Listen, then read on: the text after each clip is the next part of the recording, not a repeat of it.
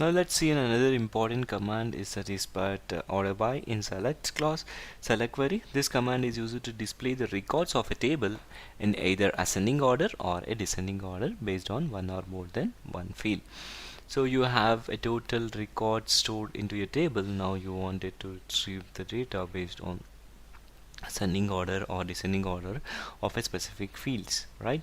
So by default it will be in an ascending order, all the records. So the simply thing is you need to select star from the table name. Order by is a clause that we use for an employee table, so that's the reason you can see all the records are printed in an ascending order. Okay, now select star from MP2 order by employee description, so where you can see employee ID, employee name and employee salary in a descending order. Okay, I'm sorry about that. So this is how an order by class works. So it's very simple, right?